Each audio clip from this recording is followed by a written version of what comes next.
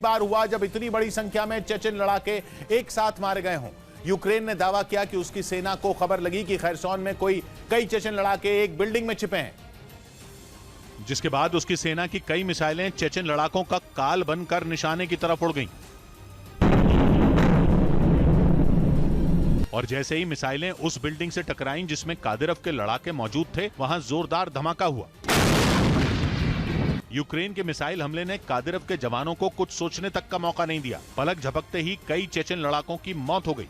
Ukraine ने दावा किया कि उसके हमले में कादिरव के 40 से ज्यादा लड़ाके मारे गए, जबकि बहुत बड़ी संख्या में चेचन लड़ाके घायल भी हुए। और इसका एक वीडियो भी सामने आया जिसमें कई लड़ाके दिखाई दिए। वो पूरी तरह धूल से सने हुए थे। कई चेचन लड़ाके तो बुरी तरह जख्मी दिखे। उनमें कई के चेहरे और सिर से खून निकलता नजर आया। और कई चेचन लड़ाके तो ऐसे दिखे मानो उन्हें कुछ समझ में ही नहीं आ रहा हो। मौत का खौफ उनके चेहरे पर साफ दिखाई दिया। अब तक ज़ेलेंस्की की सेना पर कहर बनकर टूटने वाले कादिरव के लड़ाके अपने साथियों की मौत से डरे हुए नजर आए, जो पिछले 8 महीनों से यूक्रेन के अलग अलग शहरों में तबाही मचा रहे हैं। जंग शुरू होते ही कादिरव ने अपने बेरहम जवानों को यूक्रेन रवाना कर दिया था ताकि रूसी सेना के साथ मिलकर वो आसानी से पुतिन को जीत दिला सकें, और उन्होंने ऐसा किया भी। मारियोपोल और खार्किव समेत कई शहर उनके भीषण हमलों से करहाने लगे थे। चेचन लड़ाके यूक्रेन में खौफ का दूसरा नाम बन गए थे। ऐसा कहा जाने लगा था कि जिस शहर की ओर वो रुख करेंगे उसे पुतिन के हाथों में जाने से कोई रोक नहीं सकता।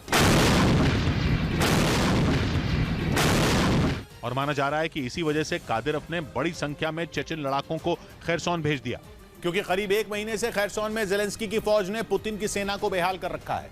यूक्रेन के सैनिकों ने रूस को अपने ताबड़तोड़ हमलों से पस्त कर दिया है। खास बात यह कि खैरसॉन ही यूक्रेन का वो इलाका है जहां रूस ने जंग शुरू होने के बाद सबसे पहले कब्जा किया था। लेकिन युद्ध के 8 महीने बाद उसी खैरसॉन में रूस की सेना को सबसे ज्यादा हमलों का सामना करना पड़ रहा है। यूक्रेन की सेना खैरसॉन के बड़े हिस्से पर कब्जे का दावा कर रही है, और अब तो ऐसा लग रहा है कि आने वाले कुछ ही दिनों में पूरे खैरसॉन से पुतिन की सेना का सफाया हो जाएगा। कहा जा रहा है कि इसी वजह से कादिरव ने एक बार फिर मोर्चा संभाला। उन्होंने चेचन लड़ाकों को आदेश दिया कि वो जल्द से जल्द खैरसॉन से यूक्रेन की सेना को खदेड़ दें, और इसीलिए चेचन लड़ाकों की एक बड़ी पलटन को वहां के लिए रवाना कर दिया गया। और दावा किया गया कि इस बार भी कादिरव ने उन्हें कत्लेआम मचाने की खुली छूट दे दी थी, ताकि यूक्रेन के सैनिकों को मारियोपोल में हुई जंग की तरह ही दहला दिया जाए और वो चेचन लड़ाकों के भीषण हमलों के आगे खैरसॉन में भी घुटने टेक दें। लेकिन इस बार कादिरव चूक गए। ज़ेलेंस्की के जवानों के आगे उनका सारा प्लान फेल हो गया, क्योंकि इससे पहले कि चेचन लड़ाके मोर्चा संभाल पाते, यूक्रेन की मिसाइलों ने उन्हें अपना शिकार बना लिया। यूक्रेन की जंग में ये रमजान कादिरव के लिए एक बड़ा झटका है, क्योंकि वो अपने एक एक लड़ाके को तराश कर एक हथियार में बदल देते हैं, जो जंग में सामने वाले पर बिजली की तरह टूट पड़ते हैं। लेकिन इस बार ज़ेलेंस्की ने पहले ही हमला कर दिया। कादिरव की सारी रणनीति हवा हो गई। उनके 40 से ज्यादा लड़ाकों की सांसें थम गईं, और माना जा रहा है कि यूक्रेन की फौज के इस हमले के बाद कादिरव का खैरसॉन जीतने का सपना भी टूट सकता है।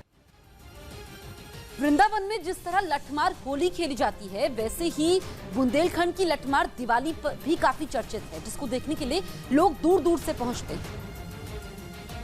ये ना किसी झगड़े का वीडियो है और ना ही ये कोई लठमार प्रतियोगिता है। ये वीडियो सामने आया यूपी के चित्रकूट से।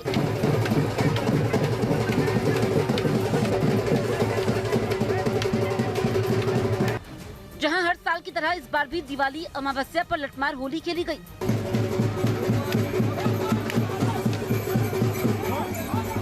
जिसे देखने के लिए सैकड़ों की तादाद में लोग पहुंचे।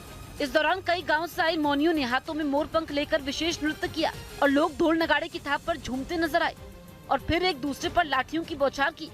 बताया गया कि लाठी चलाने के लिए 36 तरह की विधाएं इस्तेमाल की गई।